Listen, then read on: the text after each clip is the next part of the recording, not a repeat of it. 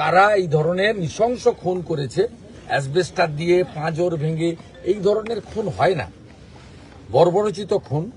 এবং উদয় চলে গেল হিন্দু বলে, আর খুন করলো বাংলাদেশে দীপুদাসদের যারা খুন করেছিল সেই বাহিনী একই। খড়গপুরে বর্বরোচিতভাবে খুন করা হয় হিন্দু যুবক উদয় রাওকে। সেই ঘটনার প্রতিক্রিয়া জানাতে গিয়ে এমনই মন্তব্য করলেন রাজ্যের বিরোধী দলনেতা শুভেন্দু অধিকারী। অভিযোগ, স্থানীয় তৃণমূল কাউন্সিলর ফিদা হোসেনের জেহাদি গ্যাংয়ের জাভেদ সহ অন্যদের হাতে খুন হন উদয়। ঘটনার পরপরই খবর পেয়ে উদয়ের বাড়িতে যান শুভেন্দু। সাক্ষাৎ করেন ওই হিন্দু যুবকের অসুস্থ বৃদ্ধ মা বাবার সঙ্গে।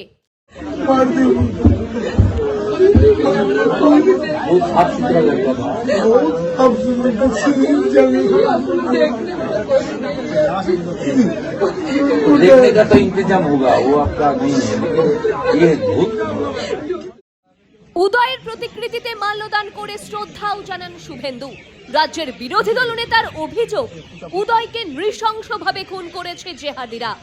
ওপার বাংলায় দীপুদাসের খুন আর এপার বাংলার উদয়ের খুনের মধ্যে কোনো পার্থক্য নেই বলেই দাবি শুভেন্দুর। সম্পূর্ণভাবে সিসিটিভিতে দেখা যাচ্ছে এখানকার তৃণমূল কাউন্সিলর ফিদা হোসেন তার বাহিনী এই নৃশংস কি করছো? পুলিশ কাকে অ্যারেস্ট করেছে কেউ জানে না।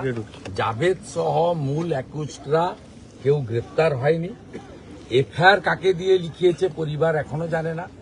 বিশেষ করে পরিবারের পিতা মাতা তারা নিজেরা অসুস্থ, তাদের একমাত্র দেখা শোনা ভরণ পোষণ সবটাই উদয় করত। এবং ওনাদের বাড়ির আরেকজন যে আছেন সন্তান অর্থাৎ জামাই এবং তার মেয়ে, তারা পাঞ্জাবে আর্মিতে কাজ করেন, ওখানে থাকেন। স্বাভাবিকভাবে পুলিশের ভূমিকাতেও প্রশ্ন উঠছে। সিসিটিভি ফুটেজে প্রত্যেকের মোবাইল ফোনে ঘুরছে যে কারা এই ধরনের নৃশংস খুন করেছে, অ্যাসবেস্টার দিয়ে পাঁজর ভেঙে, এই ধরনের খুন হয় না, বর্বরচিত খুন। এবং উদয় চলে গেল হিন্দু বলে, আর খুন করলো বাংলাদেশে দীপুদাসদের যারা খুন করেছিল সেই বাহিনী একই, সেম মডেল। এই ঘটনায় পুলিশ অভিযুক্তদের গ্রেফতার না করায় ক্ষোভ উগরে দেন শুভেন্দু। তিনি বলেন, অভিযুক্তরা শাসক দলের সঙ্গে যুক্ত হওয়ায় তাদের গ্রেফতার করা হয়নি। শাসক দলের লোক হলে আর বিশেষ সম্প্রদায়ের হলে এখানে গ্রেফতার হবে না, ব্যবস্থা হবে না। এটা পশ্চিমবঙ্গের বর্তমান সিচুয়েশন। এবং এ পলিটিক্যাল লোক নয়, সিভিক ভলেন্টিয়ার্স।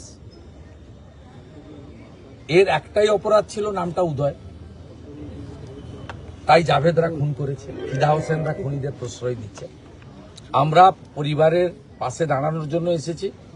সমস্ত হিন্দু সংগঠন থেকে দাঁড়িয়েছে, সমস্ত রাষ্ট্রবাদী সংগঠন এসেছে। আমি রাজ্যের বিরোধী দলনেতা স্থানীয় কাউন্সিলরদের নিয়ে আমরা উপস্থিত হয়েছি। আমাদের একটাই বিষয়, এফআইআরটা ঠিকঠাক করে করতে হবে, সেটা আমরা করব। বিচার শাস্তির দাবিতে লড়াই হবে। পুলিশ শাস্তি না দিলে আদালতের আশ্রয় নেবে পরিবার, এবং তার পিতা মাতাকে সুস্থ রাখার জন্য চিকিৎসার দায়িত্ব আমরা নিচ্ছি। সরকার কি করবে আমরা জানি না। আমরা শুনেছি, জেনেছি সরকার বলে যে সিভিক ভলেন্টিয়ার্সরা কর্মরত অবস্থায় মারা গেলে 5 লক্ষ টাকা ক্ষতিপূরণ দেয়, সেটা সরকারের ব্যাপার। আমরা সরকারের জন্য অপেক্ষা না করে আমরা তাদের পরিবারকে অর্থনৈতিকভাবে সহযোগিতা করার সিদ্ধান্ত নিয়েছি। আজকে কিছুটা সহযোগিতাও করেছি।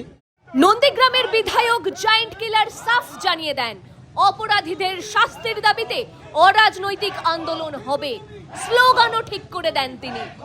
পুলিশ যদি পরিবারের কাছ থেকে স্টেটমেন্ট নিয়ে ভিডিও ফুটেজ অনুযায়ী ফিদা হোসেন অ্যান্ড হিজ গ্যাংকে গ্রেপ্তার না করে, তাহলে নিশ্চিত থাকুন বৃহত্তর সংগ্রাম হবে, রাজনৈতিক পতাকা সরিয়ে সংগ্রাম হবে, হিন্দু ধ্বজ নিয়ে সংগ্রাম হবে, হিন্দু হিন্দু ভাই ভাই স্লোগান নিয়ে সংগ্রাম হবে।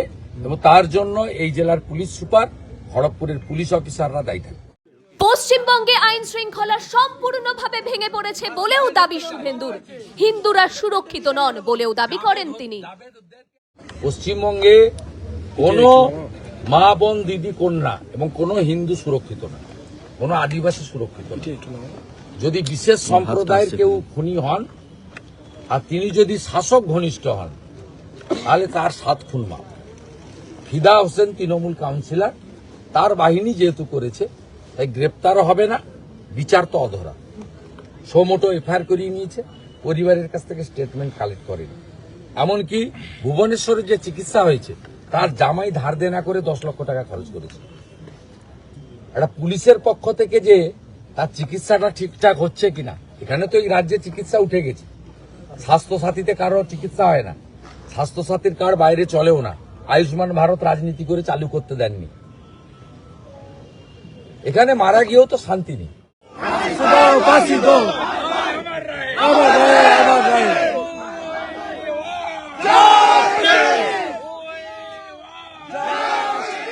ঘটনার প্রতিবাদে ও উদয়ের খুনিদের শাস্তির দাবিতে খড়গপুর টাউন পুলিশ স্টেশন পর্যন্ত পদযাত্রাও করেন শুভেন্দু। সংবাদ টুডে, ব্যুরো রিপোর্ট।